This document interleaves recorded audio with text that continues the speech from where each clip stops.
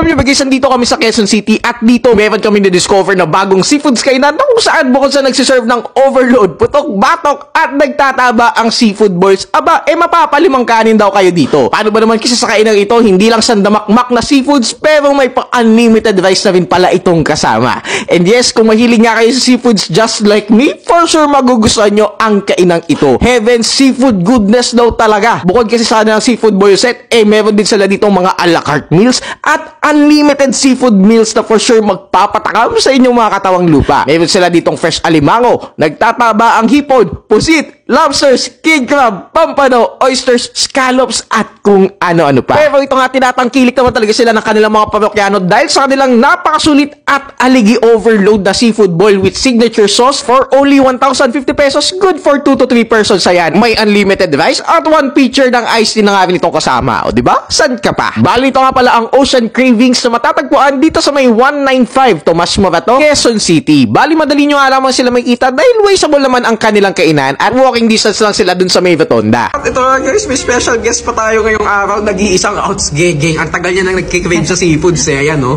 Geng, kumusta naman? So far, kumusta yung experience natin dito sa may Ocean Cravings? Masarap, malaman yung ano nila, yung crabs, tapos decent size yung shrimp, ayan, no? Diba?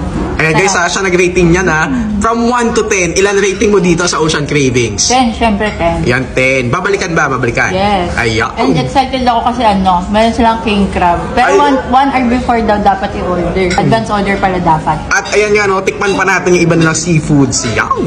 At ito nga guys, no, tikman naman na natin yung seafood boil nila. Nakakatuwa dito guys, no, 1,000 plus pesos lang, good for 3 to 4 persons na.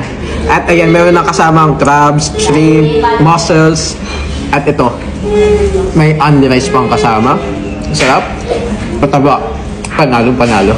At ito nga, para hindi kayo maguluhan, explain ko muna sa inyo yung mga pagkain dito sa may Ocean Cravings. Bali dito, pwede pala kayo umorder ng mga a la carte meals at ito, i-post nyo na lang yung video para sa kanilang menu. Tapos, meron nga din pala sila dito mga seafood boil sets na pwede nyo pagpilian. Pwedeng small at pwedeng large. So, small nila, good for 2 to 3 persons. Tapos, yung large naman, good for 4 to 5 persons naman yan. Yung seafood boil set nila, hindi yan unlimited seafood pero unlimited rice naman yan. Tapos, may one pitcher iced tea na rin nakasama. Pero kung ang hilig nyo naman ay unlimited seafoods, huwag kayo mag-alala dahil meron din sila yan. Masyado nilang ginagalingan dahil every Friday, Saturday, and Sunday for only 688 pesos, meron silang pa unlimited seafood feast wherein unlimited crabs, unlimited shrimp, unlimited mussels, squid, and unlimited clams na nga matitikman ninyo. At pwede kayong mamili sa kanilang tatlong flavors sa Singaporean, Cajun, at plain boiled seafoods. At dahil nga weekdays kami nagpunta, hindi kami makapag-avail ng unlimited. So yung seafood boil set na lang yung pinili namin. 1,050 pesos lang, napakasulit. Meron na rin to kasamang signature sauce.